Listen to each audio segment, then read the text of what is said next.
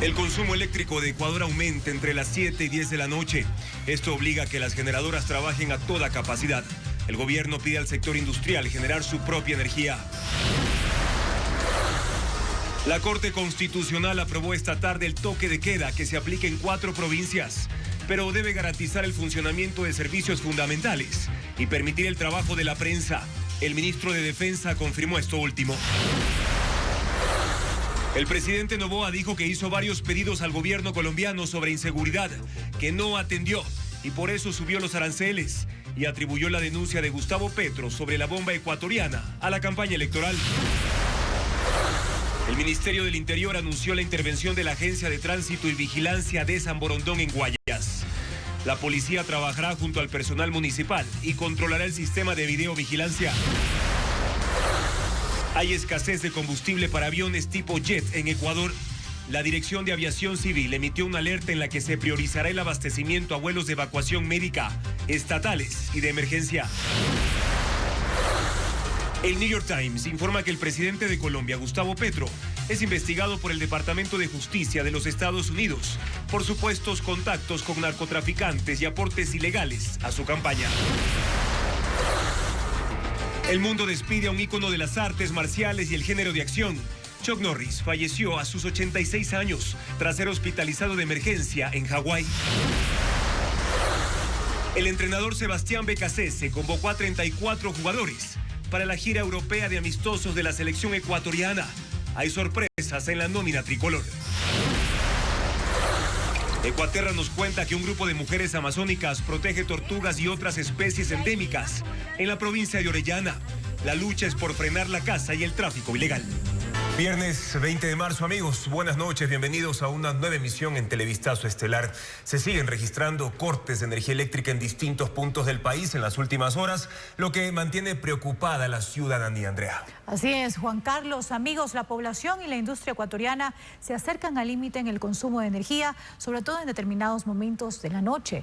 Pero, ¿qué dice el gobierno al respecto? Tenemos la respuesta. Los esperamos en vivo también por ecuavisa.com y en nuestra app Ecuavisa Play.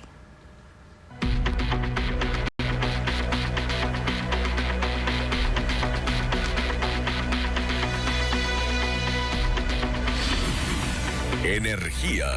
¿Se viene una crisis?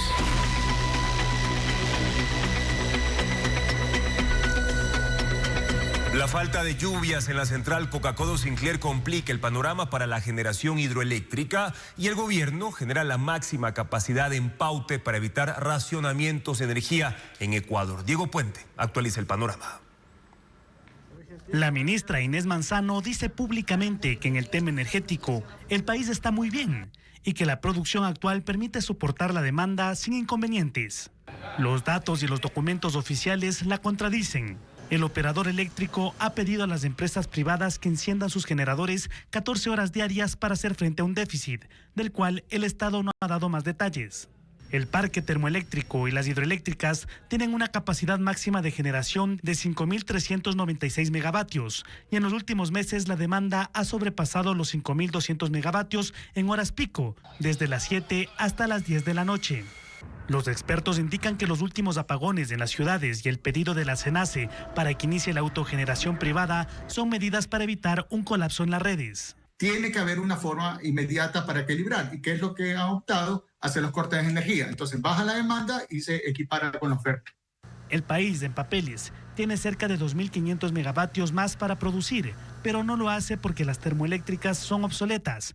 No hay repuestos, existen problemas en las redes, o en caso de las hidroeléctricas, el agua es insuficiente. La Cámara de Energía indica que el pedido de autogeneración se debe a los inconvenientes en Coca-Cola Sinclair en la Amazonía, donde las lluvias han sido menores de estos días. Esa central produce entre 700 y 800 megavatios cuando su capacidad total es de 1.500.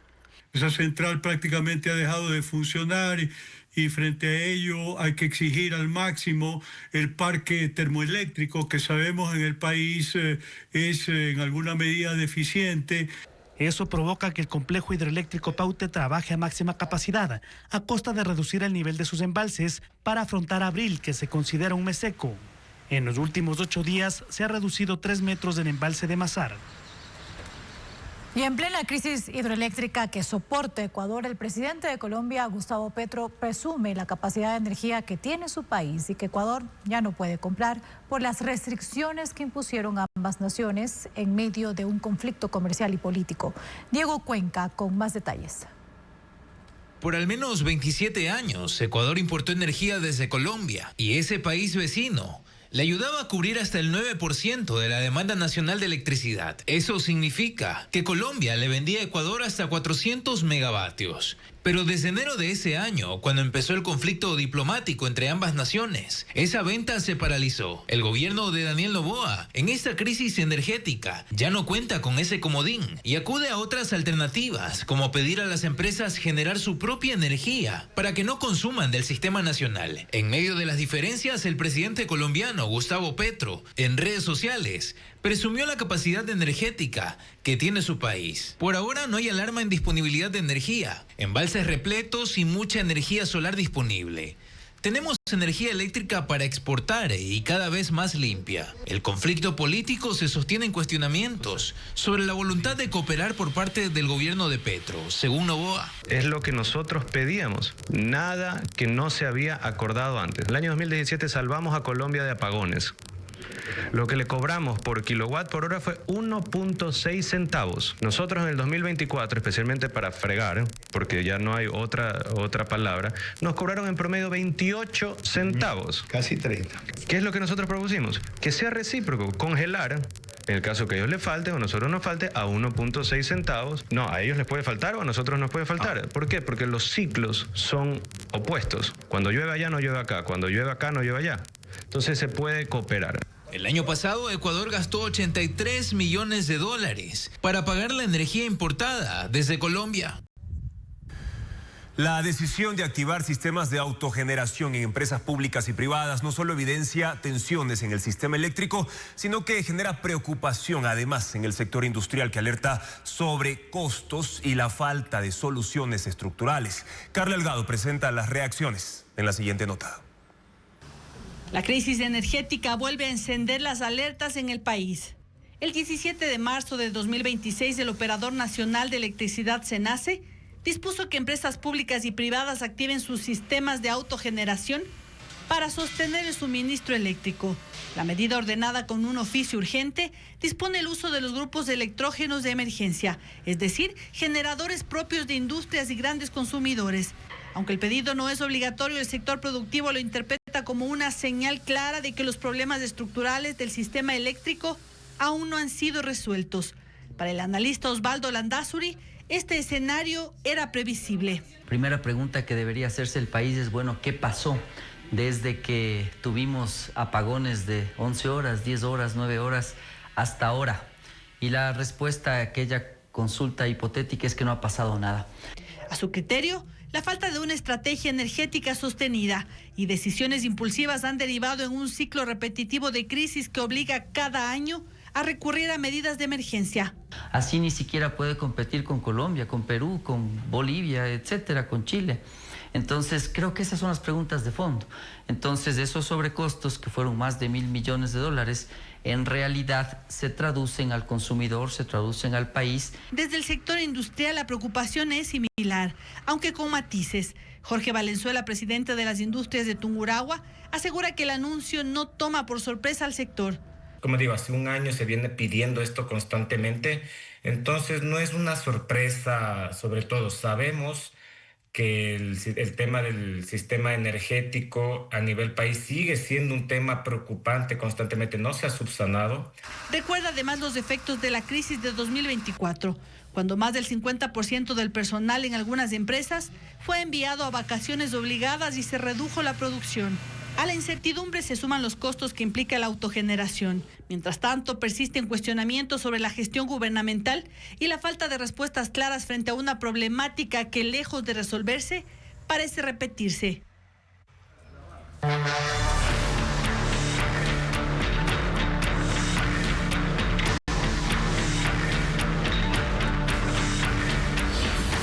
Toque de queda. Más allá del encierro.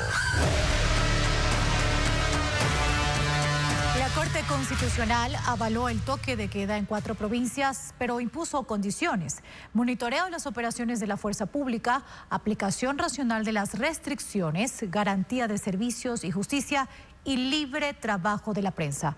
Joel Vanegas tiene más detalles. La Corte Constitucional declaró la constitucionalidad del toque de queda vigente en Guayas, Los Ríos, El Oro y Santo Domingo de los Áchilas, pero pone condiciones obligatorias para su aplicación, enfocadas en garantizar derechos y servicios esenciales. La Corte Constitucional estableció que la Defensoría del Pueblo deberá monitorear las operaciones de la fuerza pública durante el toque de queda, con el fin de identificar posibles vulneraciones de derechos.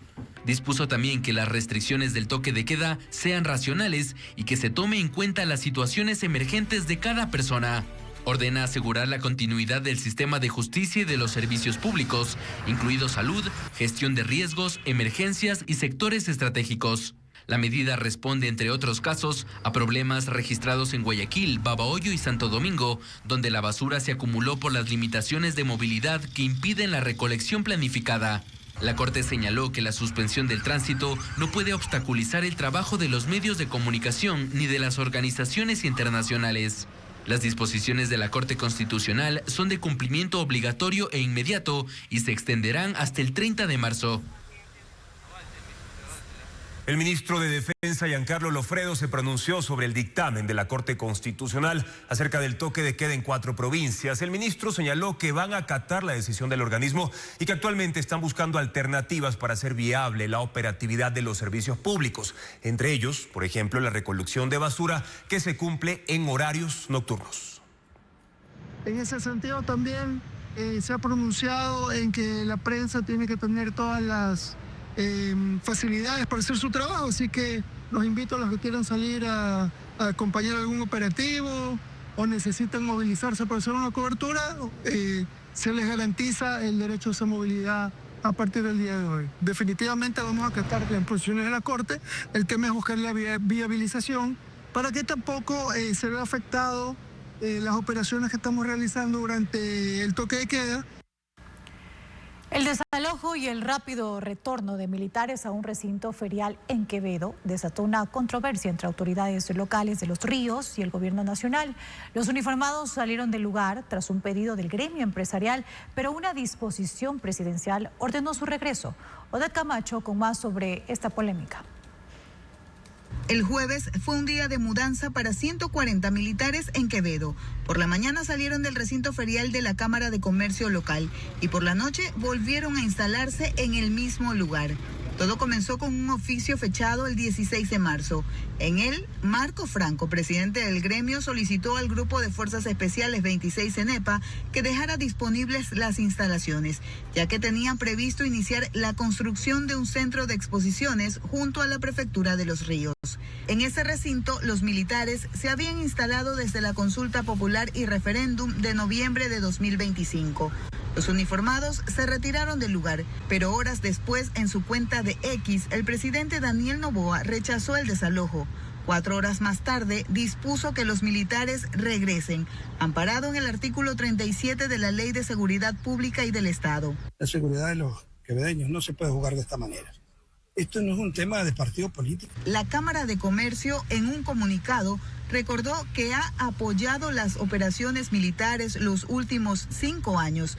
También señaló que el año pasado se firmó un convenio de construcción con la prefectura para iniciar la obra este mes y que es necesario avanzar con ese proyecto. Sin embargo, el prefecto de Los Ríos, Johnny Terán, tomó distancia de la decisión. Nosotros ni siquiera hemos notificado a la Cámara de Comercio de que vamos a iniciar el llenado. En toda la provincia de Los Ríos hay alrededor de 1.200 militares desplegados en el combate contra el crimen organizado. De ese contingente, solo 140 se encuentran alojados en el espacio de la Cámara de Comercio. Y esta semana el presidente de Colombia, Gustavo Petro, fue desmentido por sus propios ministros y autoridades. El director de Medicina Legal negó que existan 27 cuerpos calcinados por un supuesto bombardeo de Ecuador en su territorio, como lo señaló el lunes. Paul Romero con el informe. El presidente de Colombia, Gustavo Petro, agitó el avispero esta semana y tensionó la cuerda con Ecuador por sus denuncias. El lunes dijo que habían 27 cuerpos calcinados por los bombardeos de Ecuador en la frontera después de la aparición de una bomba de uso militar en su territorio ante el ataque de las Fuerzas Armadas de Ecuador a una zona de descanso y entrenamiento de un cabecilla del grupo disidente de las FARC, Comandos de la Frontera, el 3 de marzo. Sin embargo, las denuncias de Petro han sido desmentidas por sus propios ministros y funcionarios. Ayer, el director de Medicina Legal de Colombia, Ariel Emilio Cortés, en una entrevista con la radio La FM, negó que hayan encontrado cuerpos calcinados en la zona cercana al ataque. No tenemos ningún tipo de información de 27 personas muertas en el país. Tenemos una relación en el departamento de Nariño, exactamente en el municipio de Llorente, 14 personas que fallecieron en un incendio de un laboratorio en el departamento de Nariño. Pero eso fue hace 2 meses. Petro también señaló que la presencia del explosivo ratificaba su sospecha que Ecuador lo estaba bombardeando porque fue lanzada desde un avión que no pertenece a la Fuerza Aérea Colombiana y que esa capacidad tampoco tienen los grupos armados de su país. El miércoles, el ministro de Defensa Pedro Sánchez y la cúpula militar y policial colombiana desmontaron la sospecha de Petro. Precisaron que Ecuador no atacó a Colombia y que la bomba MK-82 de la Fuerza Aérea Ecuatoriana pudo haber llegado por rebote o movilizada por terceros. Y después de que sus denuncias quedaron sin piso, este viernes el presidente Petro dijo que da por superado este capítulo que tensionó más las relaciones diplomáticas con Ecuador. Lo hizo tras la visita conjunta de la Comisión Técnica y de especialistas de los dos países al lugar de los hechos, que concluye que la operación militar ecuatoriana fue legítima en contra de amenazas criminales. En su cuenta de la red social X publicó 2 fotografías de la bomba cuando fue retirada con una grúa, aunque más tarde las eliminó. Finalmente, habló de predisposición para nuevos acercamientos entre mandos militares de los dos países y establecer protocolos operacionales en la frontera común.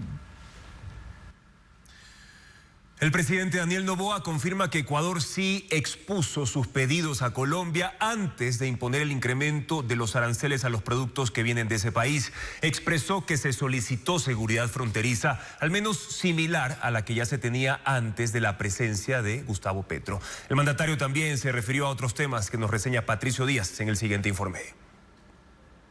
El gobierno colombiano conocía los pedidos de Ecuador antes de que se apliquen los aranceles a productos de ese país. Así lo confirmó el presidente de la República, Daniel Noboa. Según informó, se pidieron 3 cosas. Reciprocidad en la venta de energía. Ecuador le vendía a 1.6 centavos el kilovatio en 2017 y Colombia en 28 centavos en 2024. También se le solicitó que reciba a colombianos y venezolanos detenidos en el país, cerca de 3.000. En el caso de los venezolanos, que sea a través de un corredor humanitario hacia su país. Y por último, la presencia militar en la frontera. Dice el presidente que se les mostró que la ausencia de fuerzas colombianas exige a Ecuador utilizar el doble de personal y le cuesta $400 millones al año. En la época de Duque, no hace muchísimo tiempo, había esa presencia militar. Volver a la presencia militar anterior, no más. Sobre la acusación del presidente Gustavo Petro de un bombardeo, desvirtuada por las propias Fuerzas Armadas de Colombia, el mandatario lo atribuyó a la campaña presidencial en ese país. Así haya disculpas, no hay disculpas, en un mes me saldrán con un cuento más. Y ya veremos, ahorita están en épocas de elecciones allá y también están teniendo ciertos problemas en su misma campaña. El jefe de Estado defendió el acuerdo comercial con Estados Unidos, el cual dijo es provisional y su segunda ronda será entre agosto y septiembre. Dice que no exige sindicalización ni por número de empleados ni por ramo. Habla de flexibilización. El Ecuador no puede entregarse a ningún país. Puede estar abierto a la cooperación. Estamos abiertos a la cooperación en seguridad con los Estados Unidos, sin afectar a nuestros otros socios comerciales. Se refirió también a la política nacional. Reconoce que ha hablado con su madre, Anabel Asín, para que sea la candidata de su movimiento a la alcaldía de Guayaquil. Y habló de las elecciones. Lo que vamos a evitar es que criminales puedan ser candidatos, pero en pura democracia. Cuestionó también el último fallo de la Corte Constitucional sobre la posibilidad de que menores de edad puedan cambiar su género ante el registro civil. Y a esta hora hacemos contacto con Estefanía Arias, quien se encuentra en las instalaciones de la Autoridad de Tránsito y Vigilancia de San Borondón. La entidad fue intervenida esta tarde por el Ministerio del Interior. Estefanía, ¿qué ha ocurrido hasta ahora y cuál es la razón de este operativo en la institución? Adelante. ¿Qué tal, Andrea? Amigos, buenas noches. Así es, la intervención a la ATV de San Borondón, a la Autoridad de Tránsito y Vigilancia, se dio precisamente esta tarde. Lo que en estas instalaciones funciona es un centro de monitoreo con sistema de vigilancia y control operativo, y fue precisamente el ministro del Interior, John Reinberg, quien estuvo aquí esta tarde. Se reunió con las autoridades de la ATV y precisó que pues esto se da una intervención ya coordinada y que precisamente ya firmaron un convenio con la ATV para que la Policía Nacional tome el control de las cámaras de videovigilancia y de todos los equipos tecnológicos de estas instalaciones para los próximos 5 años. En este lugar, por supuesto, también se desplegó personal policial y permaneció resguardado. Recordemos que esta es una operación similar a la que se dio en Segura EP en Guayaquil, una intervención que también la hace, dice el ministro del Interior, en la lucha, un plan estratégico por la lucha contra las estructuras criminales. Él precisamente dio declaraciones a la prensa y justificó la intervención a la ATV de San Borondón. Escuchemos. Porque dentro del ataque a los grupos criminales son utilizadas las diferentes vías del cantón, justamente, que van hacia el puente de la Unidad Nacional, el nuevo puente norte, vía San Borondón, conexión desde Daule, La Aurora, el puente Eterno Norte y futuro el quinto puente, para atacar a los grupos de narcotráfico que están utilizando estas vías justamente para trasladar droga, para atacar a las estructuras criminales, quienes cometen delitos tanto en Durán como en Guayaquil, y utilizan también estas vías para poder evitar la presencia de la Policía Nacional. Desde el día de hoy, Policía Nacional va a hacerse cargo de las operaciones aquí, va a tomar el control de la infraestructura, vamos a utilizar los medios logísticos para atacar a los grupos criminales. Estefanía, el ministro ha mencionado que esta medida se ejecuta dentro de un plan estratégico, pero no ha descartado también que se pueda replicar en otros cantones. Así es, Andrea, él no descarta que esto pueda darse en otros cantones porque asegura es parte de este plan que lleva el gobierno en la lucha contra el crimen organizado y estas estructuras que precisamente, ya lo decía, usan estos ejes viales para el traslado de droga. Por ahora lo que sabemos es que ya la policía está en el interior de estas instalaciones y que ya están trabajando junto al personal de la ATV, porque no es que entra la policía y ya no trabaja el personal de la ATV, no, esto es un trabajo coordinado luego de la firma de un convenio que durará en los próximos 5 años. Gracias, Estefanía, por la información de lo que nos has podido proporcionar y esta intervención, como tú ya lo mencionabas, en San Borondón.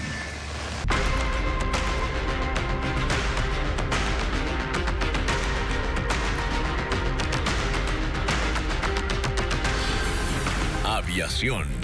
Se corta el suministro. Sí, hay escasez de combustible para aviones en Ecuador. La Dirección de Aviación Civil dispuso una restricción del 50% en el suministro del Jet A1 en los principales aeropuertos del país y pidió priorizar vuelos de operaciones de Estado y emergencias. María Gabriela Carpio informa que esta limitación temporal obligará a las aerolíneas a ajustar algunas operaciones, especialmente en vuelos internacionales de largo alcance. Desde este sábado se restringirá la distribución de combustible de aviación Jet A1 en los 2 aeropuertos más importantes del país, el de Quito y el de Guayaquil. Esta medida, dispuesta por la Dirección General de Aviación Civil, limita en un 50% el suministro de este insumo clave para la operación aérea. Según la entidad, la restricción se extenderá hasta el 28 de marzo, como parte de una contingencia en el abastecimiento. La disposición fue notificada a operadores y aerolíneas a través de una NOTAM, que es como se conoce a las notas de emergencia en el mundo de la aviación. En un comunicado, la autoridad señala que se trata de una medida temporal para proteger el stock disponible, mientras se completa la llegada de combustible desde el exterior exterior. Aunque no precisaron las causas de la escasez, desde el sector aeronáutico advierten que esto responde a problemas en la producción local, tras la paralización de la refinería de Esmeraldas, principal proveedor de este combustible. Al haber esa paralización hubo un hueco en el abastecimiento que fue suplido con las reservas que existían. Las reservas se han disminuido tanto y Petroecuador no hizo la importación a tiempo y por eso hay este hueco. El presidente de la Asociación de Representantes de Líneas Aéreas menciona que el impacto será más evidente en los vuelos internacionales de largo alcance, ya que los aviones deberán cargar combustible en otros países, lo que implica mayores costos logísticos. Si usted tiene un vuelo Quito-Ámsterdam, por ejemplo, seguramente va a haber una parada intermedia en Curazao para hacer un retanqueo y el vuelo, en lugar de demorar 10 horas, va a tomar 11 horas. En esos aeropuertos hay que parar derechos de aterrizaje, incremento en las horas de las tripulaciones, costos que se van sumando y que sí hay una afectación a la aerolínea. Pese a ello, señala que los pasajeros que ya adquirieron sus boletos no se verán afectados en las tarifas, aunque los precios de los pasajes disponibles podrían variar según cada aerolínea. En el caso de los vuelos nacionales, las afectaciones podrían reflejarse de otra forma. Las aeronaves funcionan con un tema de precio y balance y esto pues acarrearía de que las aeronaves no puedan salir totalmente en full capacidad de combustible, no más que nada por el tema de las rutas hacia Galápagos.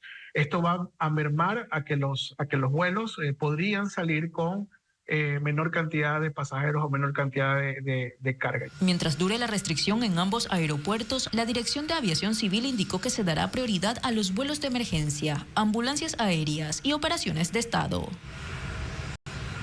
Esteban Aguilar, alias Lobo Menor, ya está en la cárcel del Encuentro tras arribar anoche al país expulsado de Colombia. El gobierno asegura que va a garantizar su vida. Además, Ecuador conversará con los Estados Unidos para extraditarlo a ese país, como también prevé hacerlo con su padrastro, alias Pipo. El cabecilla de los Lobos, Esteban Aguilar, ya está en la cárcel del Encuentro en Santa Elena y será incluido en la lista de extraditables a Estados Unidos, según el ministro del Interior, John Reinberg, quien lo recibió anoche a su arribo desde Bogotá. Voy a hacer las conversaciones con Estados Unidos para ponerlo en la lista de extraditables. Él debe ser extraditado, al igual que estoy seguro que alias Pipo también va a ser extraditado hacia Estados Unidos. Lobo Menor fue trasladado en un vuelo privado hasta la terminal de Aeropolicial en Guayaquil. Lo escoltaba personal del Centro Nacional de Inteligencia y de la Unidad Antidelincuencial de la Policía. Bajó del avión con casco y chaleco antibalas. Según los registros fotográficos de la policía, no se hizo cirugías en el rostro, pero estaba en ese camino. Además de la identidad falsa en Colombia, ya tenía otra en México, Omar de Dios Márquez. Ahora en Ecuador debe responder por sus procesos, principalmente el crimen de Fernando Villavicencio, aunque la hija del ex candidato presidencial, Amanda, no cree que tenga la voluntad de entregar información. Para mí es nueva esta experiencia de seguir tan de cerca y con el corazón una investigación así. Y, por ejemplo, ya lo vimos con lo que pasó con alias Pipo. El presidente Daniel Noboa dijo que su gobierno garantizará la vida del cabecilla de los Lobos, pues dice que son tiempos diferentes a los del 2023, cuando asesinaron a los autores materiales del crimen de Villavicencio en prisión. Con la captura de Lobo Menor y antes de Pipo en España, Inteligencia Policial analiza la línea de sucesión del grupo armado organizado, pues no tiene liderazgo lineal sino horizontal con cabecillas en diferentes territorios.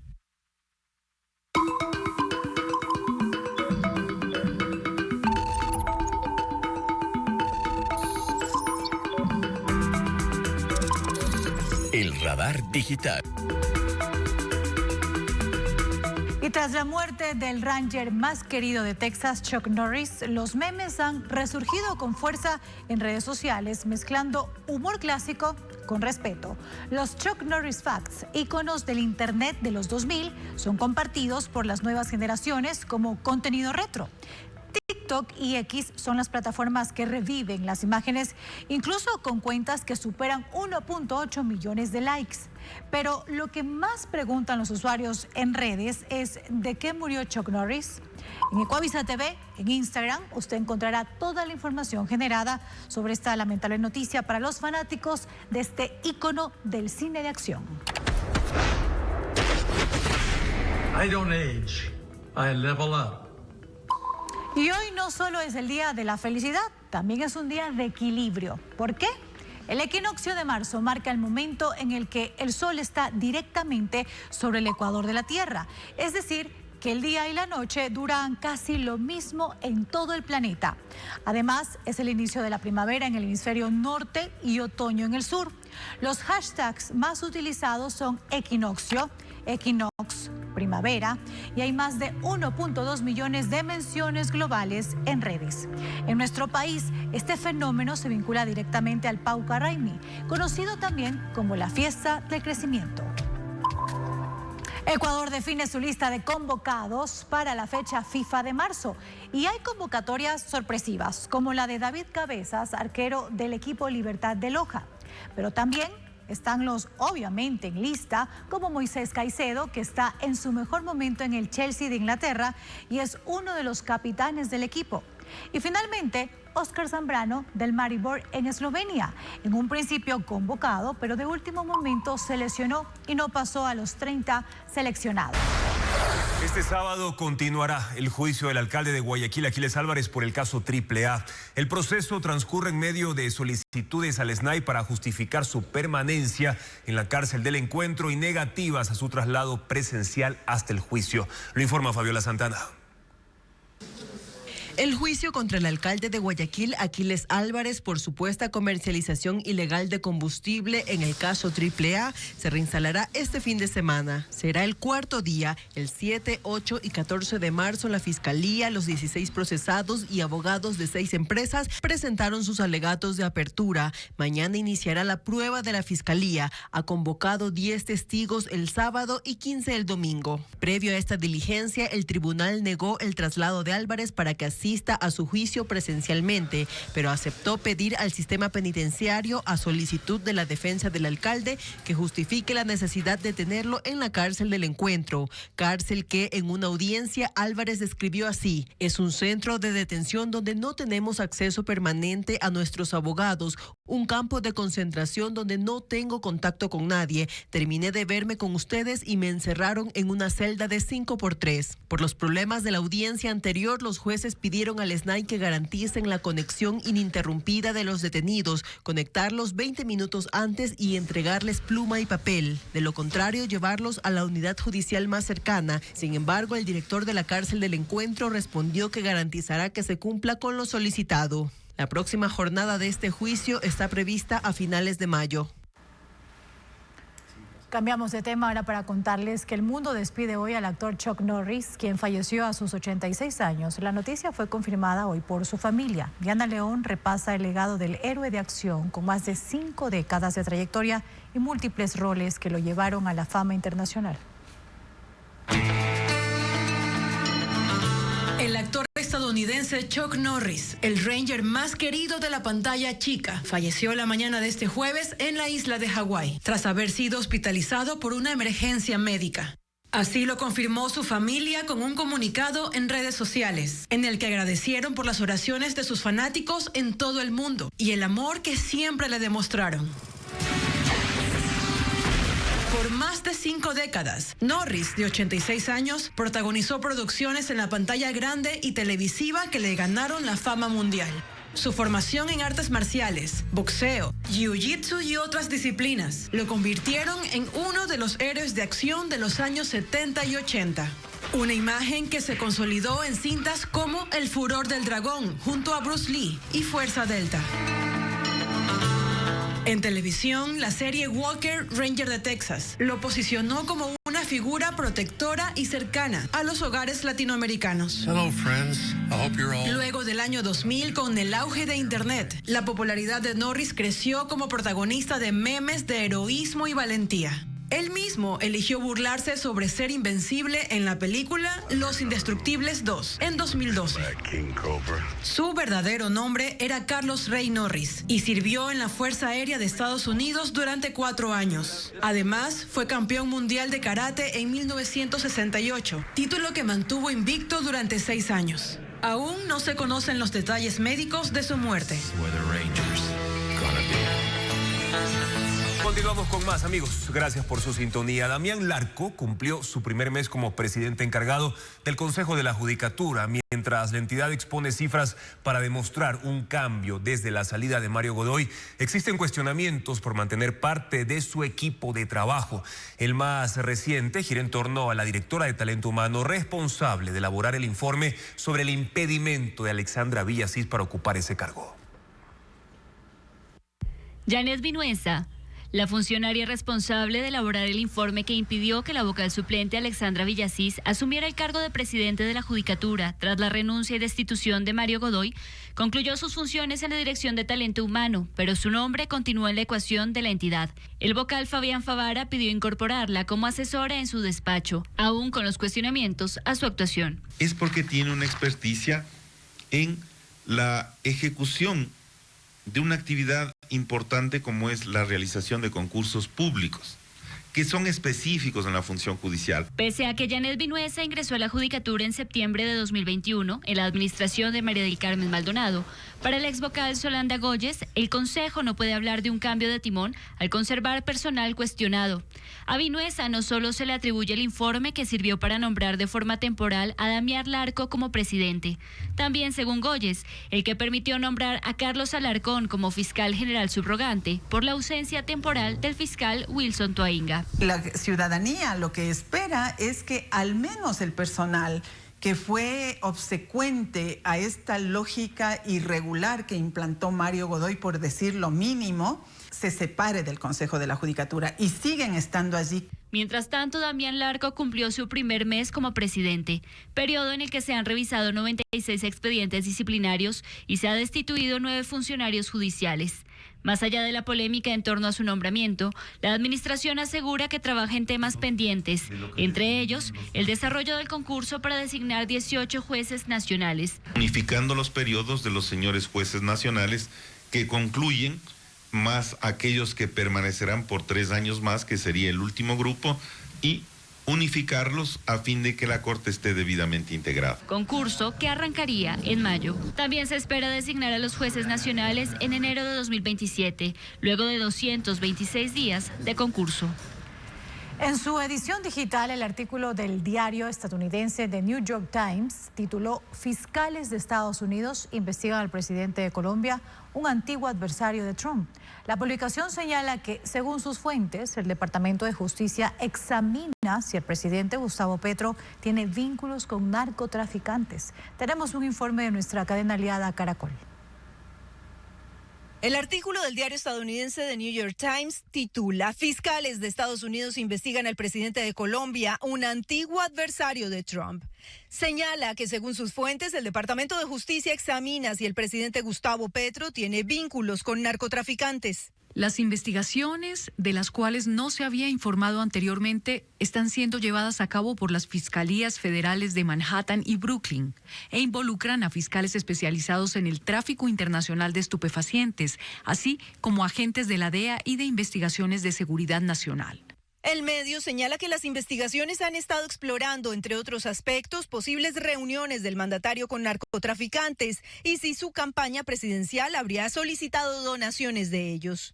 Añade que, según 3 fuentes relacionadas con el caso, dichas investigaciones están en etapas iniciales y aún no está claro si alguna derivará en cargos penales. Tampoco hay indicios de que la Casa Blanca haya solicitado iniciarlas. El diario indica además en tono editorial que el presidente Trump podría usar esas investigaciones como elemento de presión diplomática y para influir en los próximos comicios. Las relaciones entre Estados Unidos y Colombia han gozado de una mayor estabilidad en los últimos meses. Sin embargo, los fiscales están investigando al señor Petro en un contexto en el que la Casa Blanca ha intensificado agresivamente el uso del sistema judicial para promover la agenda de política exterior del presidente. El artículo también señala que la relación entre Estados Unidos y Colombia ha tenido momentos de tensión y otros de acercamiento reciente. Además, recuerda que en otros casos la justicia estadounidense ha presentado cargos por narcotráfico contra exmandatarios después de que dejan el poder. Y el presidente colombiano Gustavo Petro ya reaccionó en las redes sociales a la investigación sobre sus posibles vínculos con el narcotráfico que estaría realizando Estados Unidos. En una publicación en la red social X con algunos errores, negó que en Colombia existe un proceso en su contra por narcotráfico y agregó: nunca en mi vida he hablado con un narcotraficante. Al contrario, dediqué 10 años de mi vida y con riesgo de mi existencia y provocó el exilio de mi familia a denunciar los vínculos entre los narcotraficantes más poderosos y los políticos en el Congreso de la República y los gobiernos locales y nacionales. Petro dijo que, de ser cierta la investigación que realiza Estados Unidos, servirá para desmontar las acusaciones en su contra.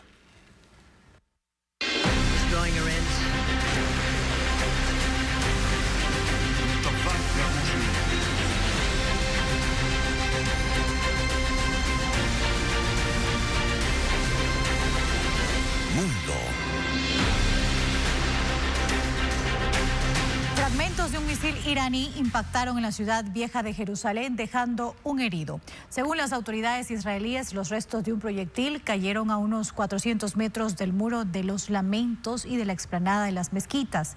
El ataque ocurrió un día después de que el primer ministro Benjamín Netanyahu asegurara que Irán no tenía más capacidad de producir misiles. Videos captaron el impacto de los restos de un misil en la ciudad vieja de Jerusalén. El ejército israelí dijo que fueron fragmentos de un proyectil iraní que cayeron en el camino que conduce al Muro de los Lamentos y el complejo de la Cúpula de la Roca, lugares sagrados para los judíos y musulmanes. Una persona resultó herida. El impacto ocurrió en medio de una intensa ola de ataques con misiles lanzada desde Irán, que superó la defensa antiaérea y alcanzó varias ciudades israelíes. Un día después de que el primer ministro Benjamín Netanyahu asegurara que la República Islámica ya no podía producir más proyectiles. El régimen iraní además extendió hoy su amenaza. Advirtió que los parques, las zonas recreativas y los destinos turísticos de todo el mundo no serán seguros para los enemigos de Teherán. La guerra cumple hoy 21 días y aunque los países involucrados se dan como ganadores, el conflicto solo se prolonga. El secretario de Defensa estadounidense Pete Hegseth pidió $200 mil millones al Congreso para financiar la operación y reabastecer armamento. Dice que se necesita dinero para eliminar a los malos. Pero el Capitolio evalúa si realmente es necesaria esta guerra. Los daños van en aumento, el bloqueo en el estrecho de Hormuz sacude la economía mundial y, según la CIA, el régimen iraní ha sufrido bajas importantes, pero continúa estable. Un grave incendio industrial se registró hoy en una planta de repuestos en Daejeon, Corea del Sur, dejando al menos 53 personas heridas y 14 trabajadores desaparecidos. Al momento del siniestro había 170 personas dentro del edificio, pero todas lograron salir, algunas con ayuda de los equipos de emergencia. El fuego comenzó alrededor de la 1:17 de la tarde, hora local. Uno de los edificios quedó destruido, mientras que otro continuaba en llamas. Durante el operativo se desplegaron más de 200 bomberos y 90 vehículos, pero también helicópteros, activándose incluso una movilización nacional. Y el caso de Nicolás Maduro y su esposa Cilia Flores queda en el limbo por el bloqueo de fondos para su defensa. La Oficina de Control de Activos Extranjeros de Estados Unidos emitió una licencia el 9 de enero que permitía usar fondos venezolanos para pagar los honorarios de sus abogados, pero la modificó horas después y eliminó ese permiso. Su equipo legal denuncia que la medida viola la sexta enmienda al impedirle financiar su defensa, aunque Venezuela afirma que está dispuesta a pagar. Las sanciones de Washington impiden la transferencia de dinero, dejando el caso en un punto crítico. El cierre parcial del gobierno de los Estados Unidos desde febrero está generando graves retrasos en los aeropuertos. Los agentes de administración de la seguridad trabajan sin salario, provocando el ausentismo del personal incluso. Esto ha reducido la capacidad operativa, generando enormes filas en los controles de las terminales aéreas de gran parte del país. En La Guardia, por ejemplo, en Nueva York, las filas se extienden hasta la zona del estacionamiento. En Atlanta, la espera espera puede durar 90 minutos y en el caso de Houston se han registrado colas de hasta 3 horas. El cierre ocurre por falta de acuerdos sobre el gasto en seguridad fronteriza y la dureza de las políticas migratorias del gobierno de Trump. En Perú reportan 4 muertos y más de 800 contagiados de leptospirosis, una enfermedad infecciosa causada por bacterias que se transmiten principalmente por medio del agua o suelo contaminado con orina de animales. El mayor impacto ocurre en el norte y la Amazonía peruana. La enfermedad se ha expandido tras las intensas lluvias que afectan varias regiones. Tumbes, zona fronteriza con Ecuador, encabeza los casos. El Ministerio de Salud mantiene en alerta a múltiples regiones ante el aumento de contagios. Mientras tanto, brigadas sanitarias intensifican acciones para evitar más emergencias. En España, cerca de 800 esculturas de madera y papel fueron quemadas durante la fiesta más importante de Valencia. Se trata de Las Fallas, una festividad que tiene su origen en el siglo XVIII como una forma de purificación y dar la bienvenida a la época de primavera. Los monumentos elaborados por artesanos pueden alcanzar los 20 metros de altura y siguen diferentes temáticas, la mayoría de sátira política. Cada año se elige a la mejor y todas son incendiadas el 19 de marzo por el Día de San Juan. Las Fallas es una tradición declarada como Patrimonio Cultural Inmaterial de la Humanidad por la UNESCO.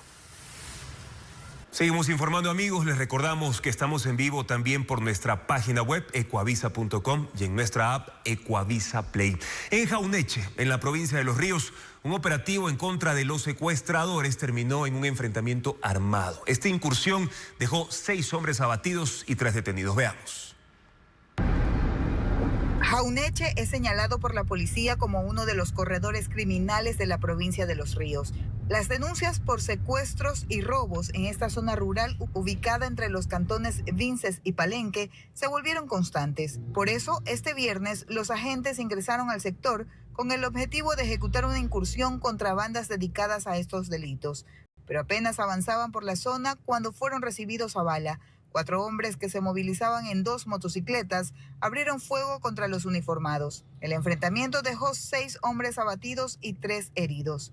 Durante una rueda de prensa la tarde de este viernes, la policía indicó que los fallecidos aún no han sido identificados y no han determinado a qué organización delictiva pertenecían. Era una propiedad que tenía todas las características como una finca, con semovientes de lo más normal, una fachada adecuada, lo cual no levantaba, entre comillas, sospechas. Según inteligencia policial, el grupo operaba interceptando vehículos en las vías del sector. Otra de sus estrategias era contactar mediante redes sociales a personas que ofrecían carros en venta y atraerlas con supuestas negociaciones. Teníamos información ya de los transportistas, incluso cómo estaban siendo objeto de secuestro, la extorsión tanto para el que era secuestrado como para recuperar su unidad. Había una doble extorsión, porque era para recuperar la libertad y también, aparte de eso, para recuperar su vehículo, su herramienta de trabajo. El operativo se ejecutó alrededor de las 7 de la mañana, cuando el horario de toque de queda ya había concluido.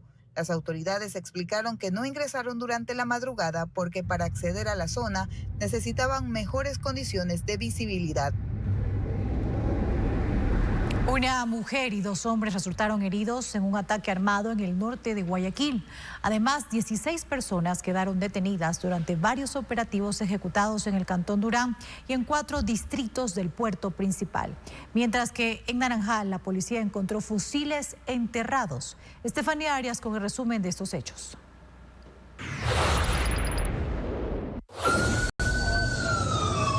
Minutos antes de las 11 de la noche, hora que empieza el toque de queda, se registró un ataque armado en el norte de Guayaquil.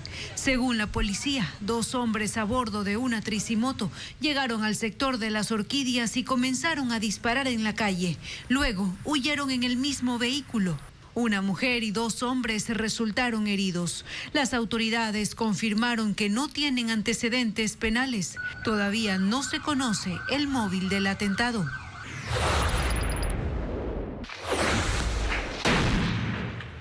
Durante el allanamiento a una vivienda a medio construir en Naranjal, la policía encontró enterrados un fusil y un paquete con docenas de municiones calibre 5.56.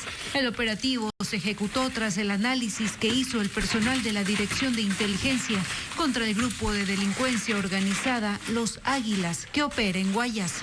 El coronel Víctor Molina, jefe subrogante de la subzona Guayas, informó que durante las intervenciones identificaron y capturaron a 7 sospechosos.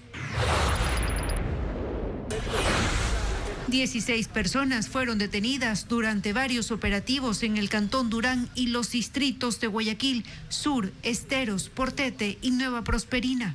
5 de los sospechosos están vinculados a delitos de sicariato, extorsión, secuestro y tráfico de drogas. La policía confirmó que con este tipo de operaciones afectan a al menos 5 estructuras criminales que operan en los 2 cantones. Durante la jornada se realizaron 27 intervenciones, incluyendo operativos en vía pública y allanamientos. Además, los uniformados hallaron $5.400 falsos, decomisaron 10 armas de fuego y se recuperaron 9 vehículos y 27 motos.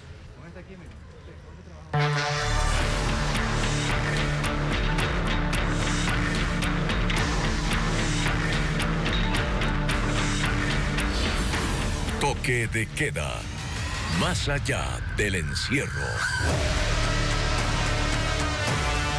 El ministro del Interior anunció la desarticulación de una estructura criminal de lavado de activos vinculada a los choneros. Según las autoridades, la red habría movido más de $1.700 millones a través del sistema financiero ecuatoriano. Los detalles con Bessie Granja.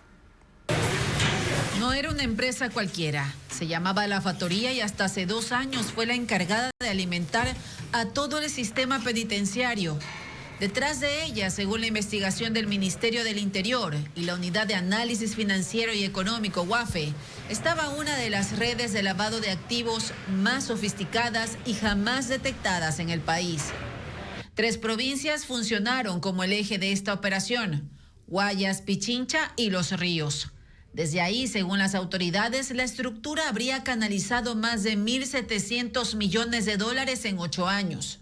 Solo la compañía vinculada al caso registró movimientos superiores a los $1.472 millones, tal como lo afirma el ministro del Interior, John Reinberg.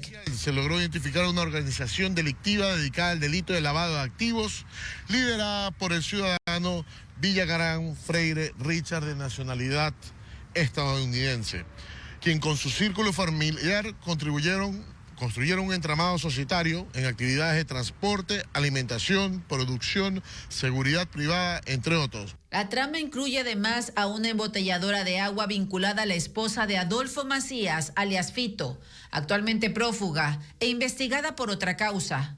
También alcanza el círculo familiar de Ashael Jordán, hijo del fallecido alias Junior, sentenciado a 13 años por el delito de lavado de activos en el caso Blanqueo Junior. La autoridad explica el mecanismo que usaba la estructura criminal. Utilizada para recibir depósitos en efectivo en las cuentas de ellos y de sus empleados por cientos de millones de dólares en efectivo. Dentro de las personas que depositaban estos valores eran personas que tenían antecedentes por asesinatos y otros más. 5 de los aprehendidos ya están en el cuartel modelo de Guayaquil, mientras el resto será trasladado en las próximas horas. Y durante más de una década, la empresa La Factoría se encargó de proveer la alimentación del sistema carcelario ecuatoriano. Fue también proveedora del Ministerio de Educación con la entrega de colación escolar, cartera con la que acumuló contratos por casi $270 millones. La empresa La Factoría se consolidó como el principal proveedor de alimentación del sistema penitenciario ecuatoriano desde 2012 hasta 2024. Su hegemonía operativa, sostenida mediante una figura contractual de carácter extraordinario conocida como convenio de pago, abarcó 34 cárceles. De acuerdo con registros del CERCOP y la Superintendencia de Compañías, desde su creación, La Factoría acumuló contratos con el Estado por más de $700 millones, con su mayor concentración entre 2016 y 2022. Periodo en que operó simultáneamente en las prisiones y en el plan de alimentación escolar, pues también era proveedor del Ministerio de Educación. El punto de quiebre llegó en junio de 2024, cuando la empresa cesó unilateralmente la provisión de alimentos en las cárceles. Según su presidente, Richard Villagrán, porque el gobierno se negó a cancelar valores pendientes, mientras el Ejecutivo la señaló de cometer irregularidades en los contratos y su presunta vinculación con estructuras delincuenciales en las prisiones. Más de 30,000 presos quedaron sin alimentación garantizada durante un mes. Fue cubierta con donaciones de alimentos y con la compra directa de raciones a otros proveedores, mientras el Servicio de Atención a Privados de Libertad SNAI gestionaba una nueva contratación pública para reemplazar a la compañía. El gobierno de Noboa acusó a la factoría de irregularidades en contratos por más de $171 millones desde 2015. Acusaciones que la empresa negó rotundamente. Argumentaron no registrar denuncias penales ni glosas de la Contraloría hasta ese entonces. Actualmente el servicio de alimentación en las cárceles es operado por el consorcio CONALEC, bajo un sistema de contratación sobre el cual el SNAI no ha ofrecido mayores detalles, pese a los reiterados pedidos de información. El gobierno mediante SELEC pretende controlar los 48 generadores de la fallida empresa Austral para repararlos y así generar al menos 30 megavatios de energía. Espera el fallo del Tribunal de Arbitraje sobre la terminación de ese contrato por incumplimiento de plazos de la empresa uruguaya. Lo informa Hernán Higuera. Los generadores de Austral llevan 1 año y 3 meses causando nada más que conflictos legales. El gobierno ha pedido a la Cámara de Comercio dar por terminado el proceso de arbitraje porque la empresa uruguaya no pudo hasta el 15 de febrero poner en marcha las turbinas. El Tribunal de Arbitraje no se ha pronunciado sobre ese pedido hecho hace 15 días y es lo que el gobierno espera para que SELEC se haga cargo inmediatamente de los 48 generadores viejos y la infraestructura inconclusa para ponerla a operar, dice un documento enviado a Televistazo por la ministra de Energía. SELEC, a través de sus unidades de negocios Electroguayas, pagó $71 millones de anticipo. Intentaría, según la ministra, recuperar los equipos y generar 30 megavatios con los 16 generadores que son compatibles al sistema de interconexión hasta finales de este mes. Una decisión que ya genera críticas. O sea, nos tenemos que conformar con 30 megavatios, nos tenemos que conformar con una termoeléctrica en Esmeraldas que tiene 45 años de antigüedad, nos tenemos que conformar con aumento de fallas, con subida de costos y con poca eficiencia a la hora de generar energía. Informes técnicos privados y también los de SELEC corroboran que lo que el Estado contrató no cumple con los años de fabricación. Eran equipos usados provenientes de África y en muy mal estado, contrario a lo que sostiene Austral. Hace pocos días la Fiscalía también realizó una verificación de los generadores porque paralelamente se lleva el proceso penal por delincuencia organizada sin que exista aún responsables del millonario pago a la compañía.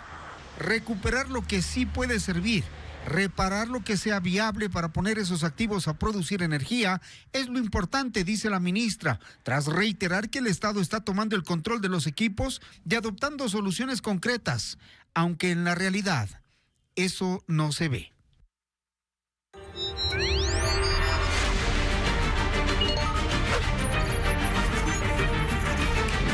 Las perlas de la semana.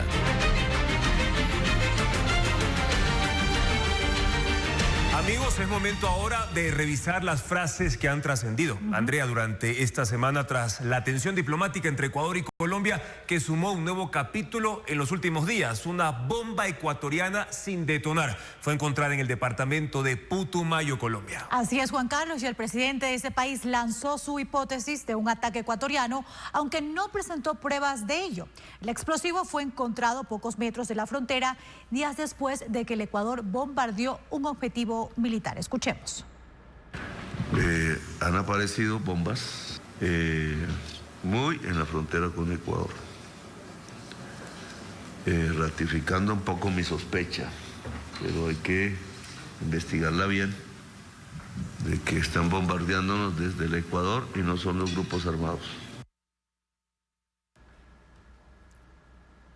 Ahora, mientras tanto, en la mañana del 17 de marzo, Daniel Noboa aseguró que con cooperación internacional se bombardean objetivos del crimen organizado que operan en la frontera. Y por eso Noboa respondió a su homólogo colombiano en la red social X señalando lo siguiente, ahí lo tienen en pantalla. Presidente Petro, sus declaraciones son falsas. Estamos actuando en nuestro territorio, no en el suyo.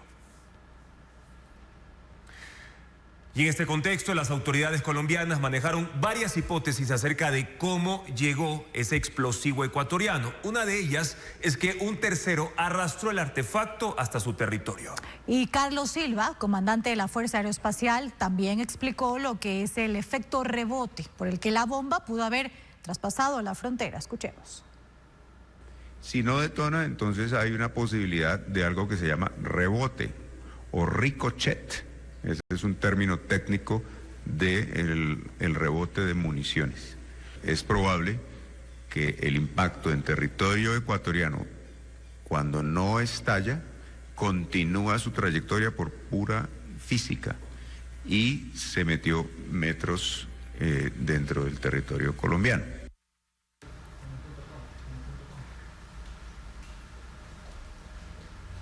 Bien, Juan Carlos, todas estas frases se emitieron en medio de las tensiones por los aranceles que impuso Ecuador a las exportaciones colombianas. Y también por las medidas recíprocas que tomó el país vecino con un arancel del 50% a los productos ecuatorianos.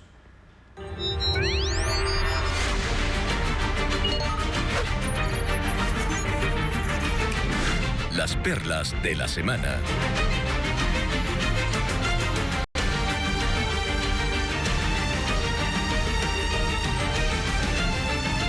Atención, porque el Ministerio de Educación inició el proceso de matrícula para el programa semipresencial dirigido a adultos con escolaridad inconclusa. Además, ofrece 75 cursos virtuales gratuitos para docentes. Adriana Bermeo cuenta cuáles son los requisitos para acceder a estos y otros servicios. Hasta el 29 de marzo, docentes de escuelas y colegios podrán inscribirse de forma gratuita en 75 nuevos cursos del programa del Ministerio de Educación Me Capacito. Son cursos en línea en áreas pedagógicas, didácticas, socioemocionales y digitales. Para inscribirse debe ingresar a mecapacito.educacion.gov.es, Plan Nacional de Formación Permanente. Los cursos inician el 1 de abril. El SRI amplió los plazos para la presentación de declaraciones tributarias que debían hacerse hasta el 16 de marzo. La prórroga beneficia a quienes tienen al 3 como noveno dígito del RUC, que podrán declarar hasta el 25 de marzo, y 4 hasta el 27 de marzo. La medida se tomó debido a fallas tecnológicas de la página web del SRI por la alta demanda de usuarios. Adultos mayores con escolaridad inconclusa podrán inscribirse en la modalidad de educación semipresencial del Ministerio hasta el 27 de marzo. Los aspirantes podrán acceder a alfabetización, posalfabetización, educación general básica superior, bachillerato opción ciencias y técnico. Las personas interesadas deben ingresar a la página juntos.educacion.gov.es para conocer los requisitos y ubicar la institución más cercana a su domicilio o lugar de trabajo y allí iniciar su proceso de matrícula. Las clases inician el 7 de abril.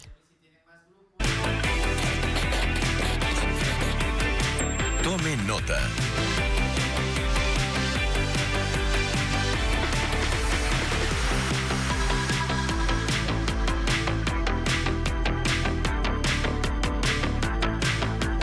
Importante información para este fin de semana, por eso revisemos cuáles son las vías del país que presentan novedades. Tome nota.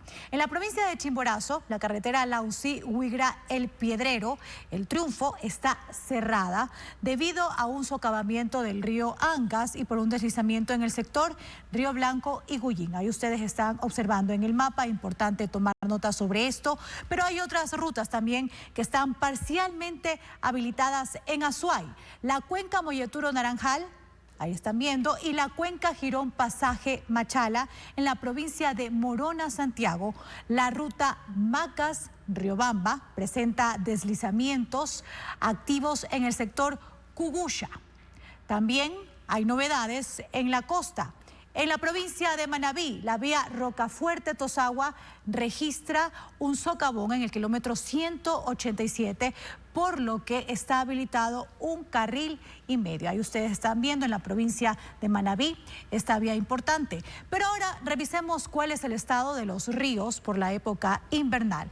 Por ahora se contabilizan 14 afluentes. Ahí ustedes están viendo, y también la mayor parte están en las provincias de Los Ríos y Guayas. La Secretaría de Gestión de Riesgos alerta de estos otros 14 ríos con tendencia a subir de nivel en esas mismas zonas. Por lo tanto, es importante que usted tome nota también de esta información. Les contamos ahora que la primavera transforma a China en un espectáculo de cerezos, duraznos y tulipanes que impulsa el turismo y la economía. Miles de visitantes recorren campos en flor mientras crecen eventos y actividades en el país. Pero más allá del paisaje, esta temporada también mueve una poderosa industria basada en las flores. Veamos. Con la llegada de la primavera, China se cubre de flores de cerezos, duraznos y tulipanes, creando paisajes vibrantes que atraen a millones de turistas e impulsan la economía. Extensos campos florecidos se convierten en un imán turístico. Venir aquí a relajarse levanta el ánimo. Es un lugar perfecto para tomar fotos con las flores. En Gese, conocida como la capital de peonía, solo el año pasado estas flores atrajeron a casi 10 millones de visitantes. Pero su uso va más allá de lo ornamental. Sus raíces se emplean en la medicina, las semillas en aceite y los pétalos para repostería y hasta cosméticos. Así lo cuenta Hong Min, ejecutivo de la industria alimentaria.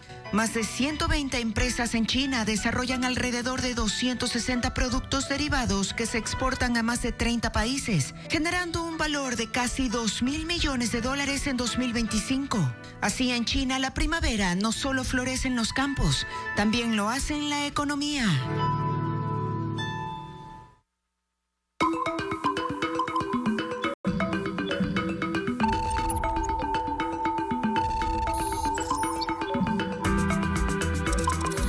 El radar digital.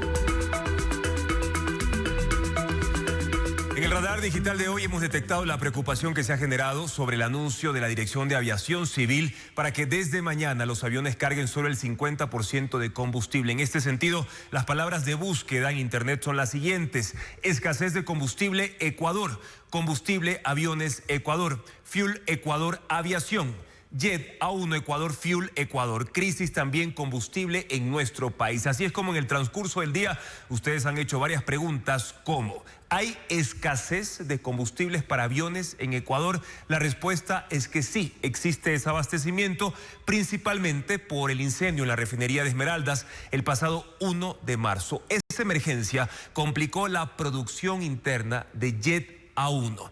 Ahora, la conversación digital también se ha centrado en la siguiente pregunta: ¿por qué los aviones solo pueden cargar el 50% de combustible? Reitero y hago hincapié en esta información porque se trata de una medida de racionamiento por parte de la Dirección General de Aviación Civil del Ecuador. Desde mañana hasta el 28 de marzo los aviones podrán cargar hasta el 50% de suministro de combustible, principalmente en los aeropuertos de Quito y Guayaquil, los más grandes de Ecuador.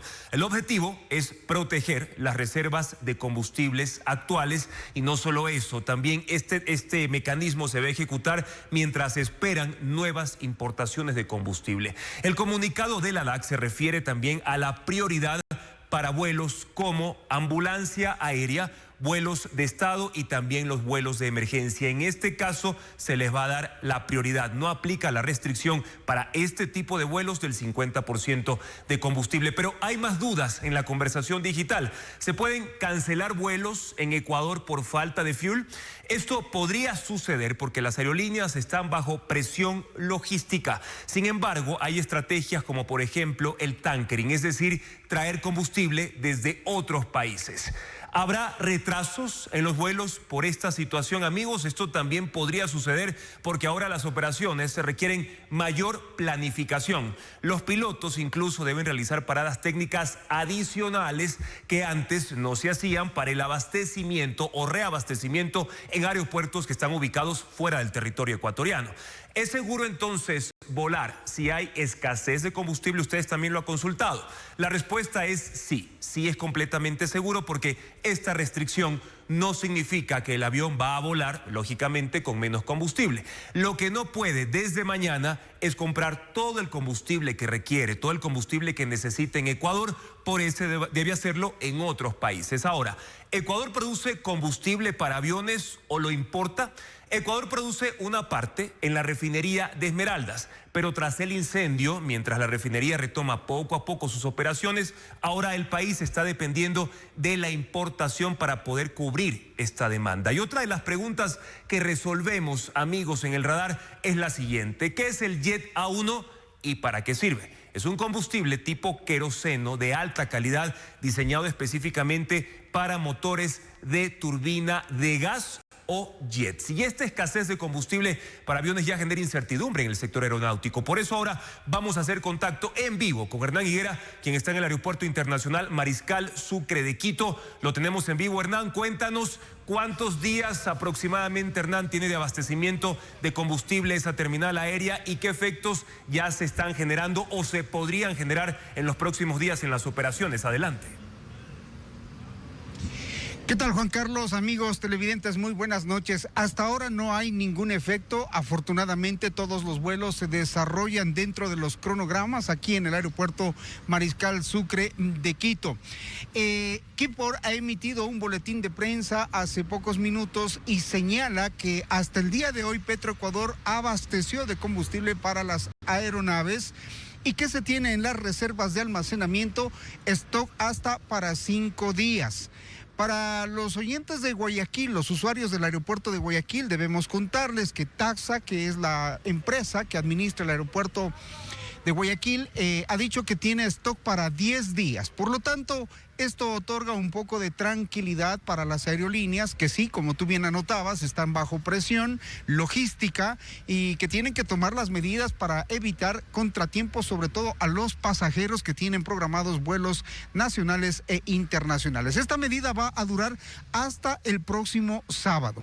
A más de los problemas de la refinería, también existen otros temas de carácter logístico para las importaciones de combustible, Juan Carlos, pero como te digo, hasta el momento no hay causas, no hay vuelos retrasados, no hay aerolíneas que hayan decidido suspender sus operaciones, todo está absolutamente normal y se espera que al menos para los próximos 5 días que hay stock acá en el aeropuerto Mariscal Sucre y los 10 días en el aeropuerto de Guayaquil, pues no suceda absolutamente nada más que las medidas que tienen que tomar las aerolíneas, que deben estar en constante comunicación con las administraciones de los 2 principales aeropuertos del país. Es decir, Hernán, según lo que nos han preguntado en el radar digital en las últimas horas, las personas que están prestas a viajar a otras ciudades de Ecuador o también internacionalmente, sobre si va a haber estas modificaciones, ¿se descartaría entonces que se cambien los horarios o se alarguen más bien los horarios de los vuelos para los próximos días por este inconveniente, el desabastecimiento de combustible?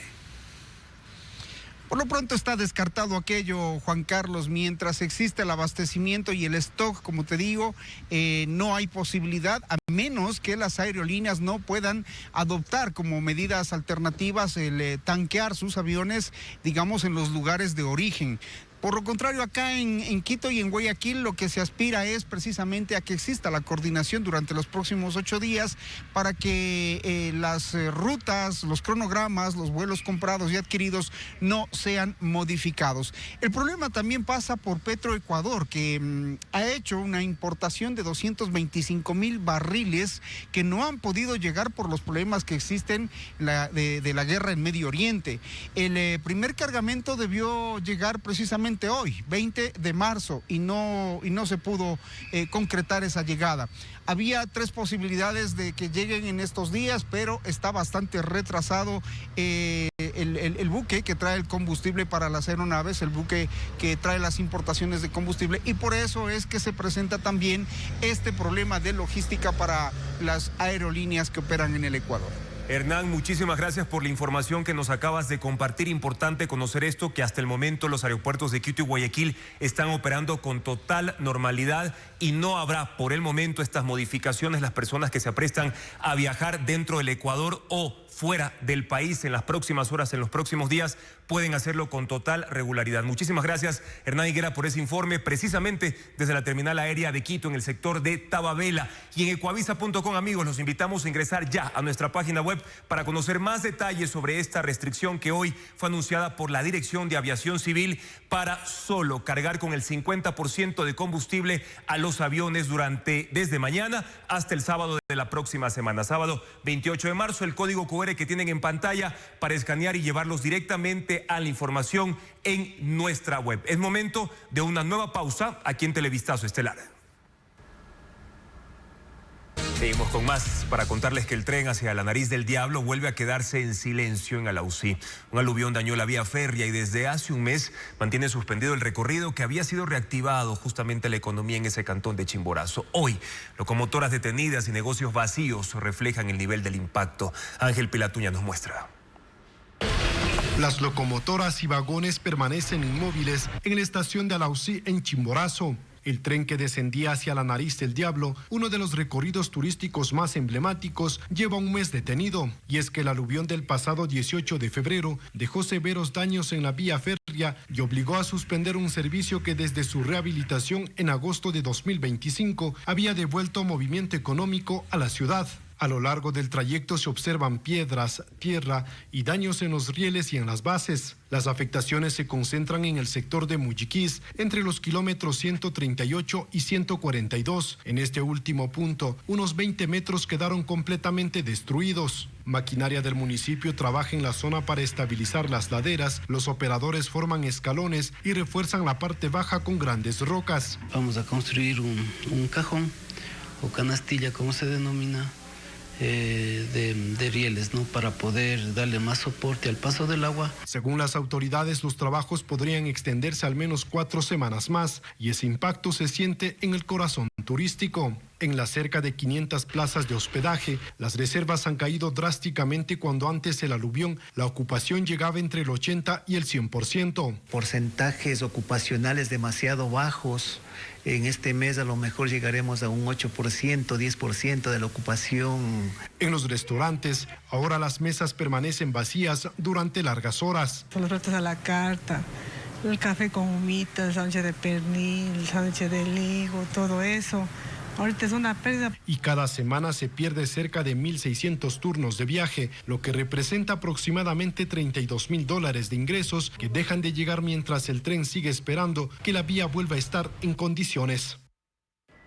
Rafael Correa se encuentra en Montevideo, Uruguay, y su presencia ha agitado el ambiente político local debido a las deudas judiciales que arrastra el exmandatario ecuatoriano. Este tema se centró en las críticas en el Parlamento uruguayo y en las entrevistas que concedió Correa. El Parlamento investigará si el Estado uruguayo, cuyo presidente Yamandu Orsi pertenece a la tendencia de izquierda, financió la estadía de Correa, que superó los 5 días. Estamos en Montevideo en el memorial. Rafael Correa ya no va a Venezuela, ahora visita Uruguay y su presencia desde el 16 de marzo ha generado controversia y críticas al gobierno de Yamandu Orsi. Tanto que el canciller ha debido aclarar que no se trata de una visita de carácter oficial ni ha sido invitado por el gobierno. Si un ciudadano entra a este país es porque no tiene ninguna dificultad a venir a este país, tendrá su visa en regla y de esa forma ha entrado al Uruguay. Este país es libre. Es vergonzoso, dijo el diputado Felipe Schipani, que gente del gobierno uruguayo le concede entrevistas a un prófugo de la justicia ecuatoriana. Y sorprende, señor presidente, que autoridades del gobierno uruguayo se hayan reunido con Correa, prófugo de la justicia ecuatoriana. El exmandatario ecuatoriano concedió también entrevistas, la primera al medio público Canal 5.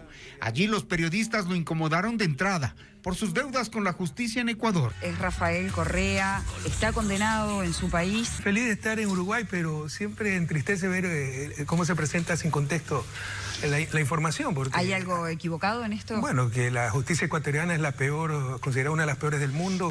Pero nuevamente volvió el tema de su sentencia en el caso Sobornos y hasta se paró en el set para intentar que la periodista lea los párrafos de la sentencia que él tenía señalado. La periodista se negó y le pidió que sea él quien los lea, pero todo. También resulta importante reafirmar que la estructura de corrupción era tan bien planificada que la recepción de dinero ilícito era reportada a los procesados Rafael Correa Delgado y Jorge Glass Espinel, mi vicepresidente. En el programa Desayunos Informales, la entrevista de este viernes tampoco le resultó muy cómoda.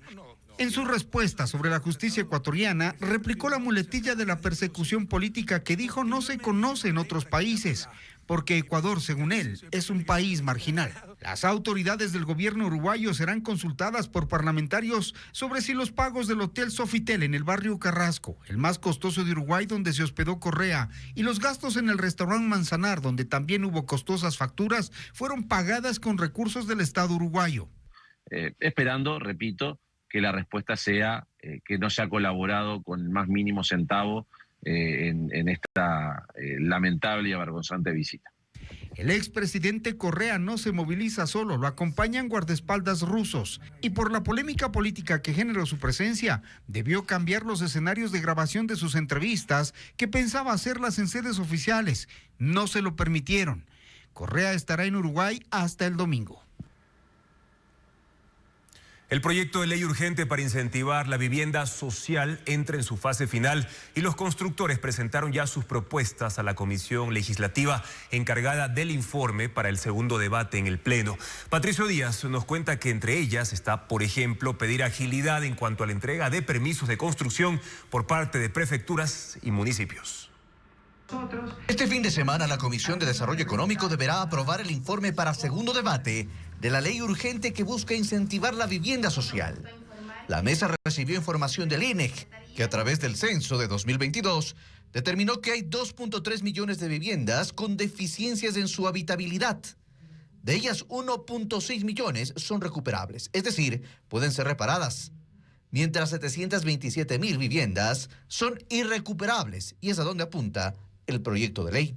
Viviendas con piso de tierra, con pared de caña, ¿no? En las que, pues obviamente en países como el nuestro, en donde tenemos eventos climáticos adversos, pues no van a poder tal vez estar de pie mucho tiempo, ¿no? La intención es que el sector privado done viviendas y su costo se convierta en una rebaja de impuestos. Aunque el Ejecutivo espera llegar a 3.000 viviendas donadas este año, ante la comisión los constructores hablaron de plazos para proyectos habitacionales de entre 18 y 24 meses. Por eso, para agilitar los tiempos, proponen que la ley actúe también sobre las demoras en la entrega de los permisos de construcción de los GATS. Un tiempo máximo en el cual un GAT tiene que otorgar un permiso para vivienda de interés social o para viviendas donadas. Otro pedido tiene que ver con los costos de las transferencias que se deberán hacer para pasar las viviendas del constructor al ministerio y de este al beneficiario. Establezca expresamente la exoneración de impuestos y tasas en las transacciones por donación dentro de este esquema. La comisión deberá analizar si incluye estas observaciones en el texto final que pasará al Pleno la próxima semana. El inicio del Festival de Música Sacra y varias obras teatrales animan la escena cultural quiteña, mientras que en San Borondón el pintor Jaime Zapata presenta 17 obras en óleo con figuras femeninas que destacan por la precisión de sus rasgos físicos. Diana León nos presenta más detalles en la agenda de fin de semana.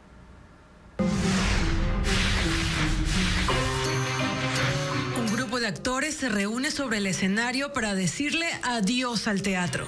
Un arte que en esta historia ha muerto. Con memorias de la cuarentena por la pandemia, Juana Guarderas, El Miche y otros artistas hacen parte de este ritual con el que se despiden del teatro.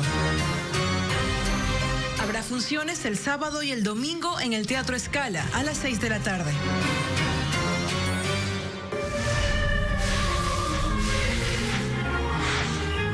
La 24ª edición del Festival de Música Sacra comenzó en la capital con actividades culturales en diversos escenarios. Este domingo, la Orquesta Sinfónica de Quito interpretará Requiem de Gabriel Fauré. Los músicos y el coro se presentarán a las 4 de la tarde en el Teatro México. Para acceder a las presentaciones gratuitas, el público debe descargar previamente su pase de ingreso en la página teatrosucre.com.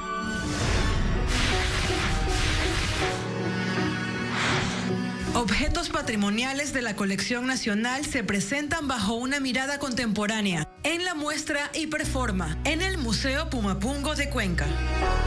La exhibición actual está dedicada a la arqueología, con artefactos que muestran cómo el acto cotidiano de marcar superficies se vinculaba al sentimiento de poder, identidad y ritualidad. El fin de semana se puede visitar sin costo desde las 10 de la mañana.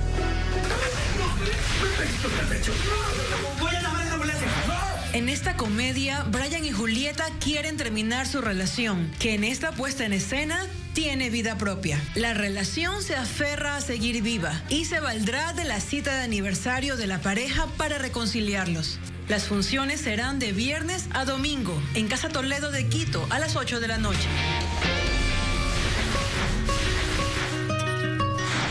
Es el último fin de semana para visitar la exhibición Escalas, Rutas de Viaje, del pintor quiteño Jaime Zapata. El recorrido incluye 17 obras emblemáticas, creadas entre Madrid, Quito, Guayaquil y Montpellier, Francia, donde reside su autor. Los retratos y desnudos en óleo destacan por su realismo y precisión anatómica. El sábado estará abierta desde las 10 de la mañana en la galería Piece of Cake, en Plaza Moderna, en la vía a San Borondón.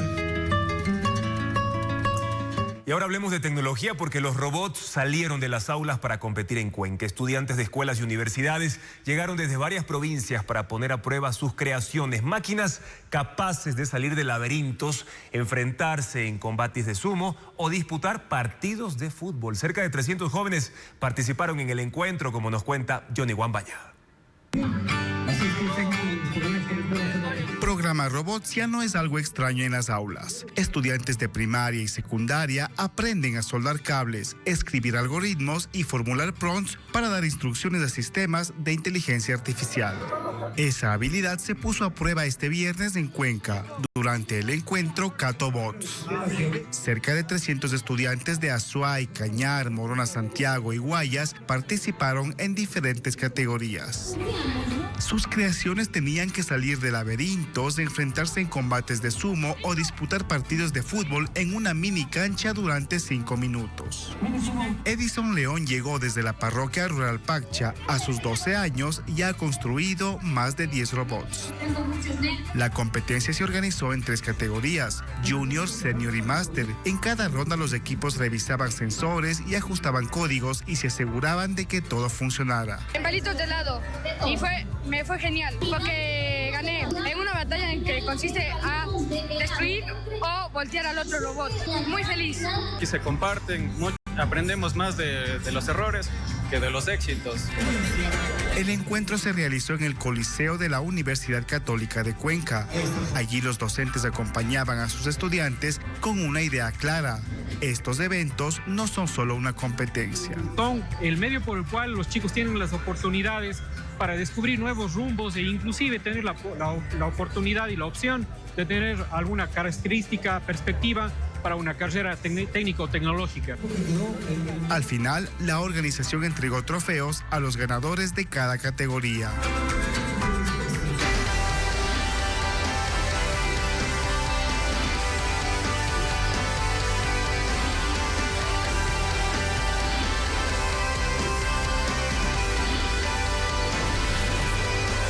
Ecuaterra.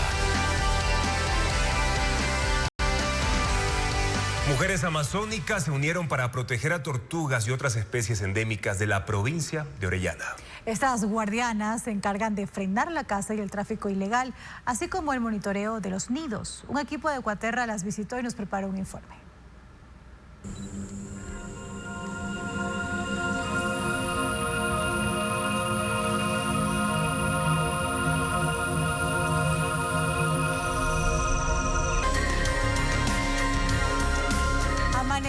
de colores intensos y cielos despejados se han presentado durante esta semana en la Sierra Ecuatoriana, donde el frío de la madrugada contrastó con varias postales de las montañas y nevados al descubierto. Joel Vanegas nos presenta estas imágenes en el siguiente reportaje. El amanecer en el páramo de Navaja, en Colta, a 3.900 metros sobre el nivel del mar, dejó este viernes una de las postales más impactantes de la semana en la región interandina, con cielos despejados y temperaturas bajas. Desde este punto en Chimborazo, el horizonte se tiñó de intensos tonos amarillos y naranjas con los primeros rayos del sol, que permitieron observar volcanes como el Cotopaxi, Tungurahua y Sangay, además de los picos de El Altar y el imponente Chimborazo.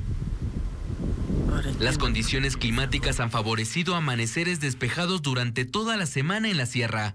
En ciudades como La Tacunga, las temperaturas descendieron hasta menos 1.4 grados. Incluso hubo días en los que se pudo observar desde Guayas el volcán Chimborazo. En Quito, los amaneceres permiten inusuales vistas de la cordillera desde diferentes puntos de la ciudad, en especial desde miradores como el Panecillo, donde en cuestión de minutos la oscuridad da paso a la luz, dejando al descubierto las cumbres de los emblemáticos volcanes que rodean la capital, mientras la ciudad despierta en un manto de fina bruma. En las primeras horas de la mañana hay que estar abrigados porque las temperaturas van a descender, entonces hay zonas en las que se dan heladas, por lo general en la provincia del Carchi, en la provincia de Cotopaxi y en la provincia del Cañar. Según los pronósticos, estas condiciones se mantendrán hasta la madrugada del domingo, lo que permitirá un fin de semana ideal para disfrutar de los paisajes andinos y la visibilidad de las montañas nevadas del país. Qué hermosas postales. Gracias, amigos, por habernos acompañado. Mañana las pantallas de Ecuavisa se llenan de fútbol con el partido entre Delfín y Libertad desde la 1:30 de la tarde. Todos invitados a disfrutar de estos encuentros. Y los esperamos en nuestra emisión de Televistazo mañana 7 de la noche en vivo, también desde cualquier dispositivo móvil, amigos, por Ecuavisa Play. La información también se actualiza en ecuavisa.com y por supuesto en nuestras redes sociales. Un buen fin de semana. Gracias por habernos acompañado.